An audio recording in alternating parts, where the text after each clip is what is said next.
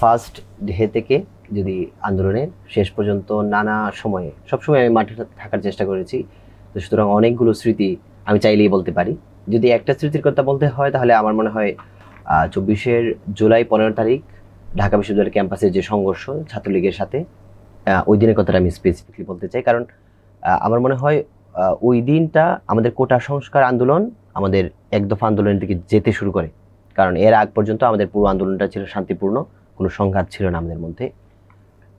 ওই দিন দুপুরবেলা আমি ক্যাম্পাসে যাই এবং আমাদের দুপুর 2টার সময় রাজু ভাস্কর্যে আমাদের কর্মসূচি ছিল যে শেখ হাসিনার যে বক্তব্য রাজাকার বলে সম্বোধন, সেটা প্রত্যাহারের দাবিতে।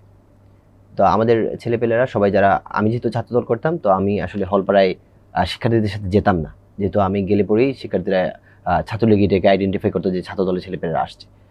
তো আমি মঞ্চত্বের দাঁড়ানো আছি, এর মধ্যে আমি শুনতে পেলাম যে আমাদের ছেলেরা যারা মাইক নিয়ে হলে হলে গিয়েছে, বিজয় 71 হলে, সেখানে ছাত্রলীগ তাদেরকে বাধা দিচ্ছে আর কি।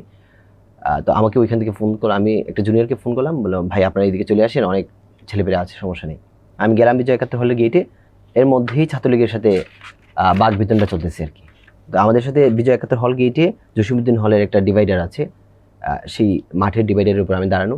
সেই সময়ই একজন এসে আমাকে বলতেছে, তর্কাতর্কির মধ্যেই ছাত্রলীগের সাথে তর্কাতর্কি চলতেছে গেটের সামনের দিকে।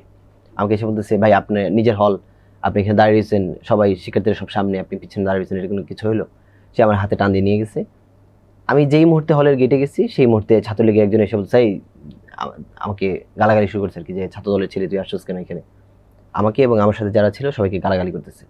এর মধ্যে একটা ছেলে এসে আমার পাশে, তার সবাই আমাকে চিনতো যেহেতু আমি ছাত্র দলের রাজনীতিতে ছিলাম আর কি, এবং একই হলের। আমার পাশের ছেলেটাকে কলার ধরে টান দেয় আর কি, তার টি শার্ট ছিল, টি শার্ট ছিঁড়ে যায়। তখন আমি ছেলেটাকে দৌড়ি এবং আমিও আঘাত করি আর কি।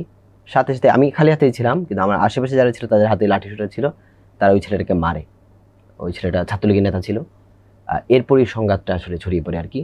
ছাত্রলীগের সাথে সরাসরি শিক্ষার্থীদের কয়েক দফা এখানে সংঘাত হয় এবং ওই দিনে আমি নিজেও আহত হই। এবং শেষ মুহূর্তে যখন প্রায় দুপুর নাগাদ সংঘর্ষ শুরু হলে শেষ হয় 4:30 নাগাদ, আমরা ক্যাম্পাস থেকে বের হয়ে যেতে বাধ্য হই। এবং যখন আমরা বের হয়ে যাই, ওই যে মেঘদার মতোই, যে ওই দিন যে অসহায়ের মতো ক্যাম্পাস থেকে বের হয়ে যাওয়া ছাত্রলীগ, ঢাকা বিশ্ববিদ্যালয় ছাত্রলীগ যখন না পেরে মহানগর ছাত্রলীগকে নিয়ে এসে শিক্ষার্থী, নারী শিক্ষার্থী সবার উপর যখন হামলা করে এবং আমরা আসলে কোনো কিছু ছাড়াই পরাজিতের বেশি যখন ক্যাম্পাস থেকে বের হয়ে যাচ্ছিলাম, সেটা আসলে আমার জন্য অনেকটা অসম্মানজনক ছিল। এবং আমি মনে করি যে আন্দোলনে কে নতুনভাবে যে ছাত্রলীগকে প্রতিরোধ করে এগিয়ে যাওয়ার যে বিষয়টা, সেই স্পৃহাটা আমার বা আমাদের মধ্যে জন্ম নেয় ওই দিন থেকে।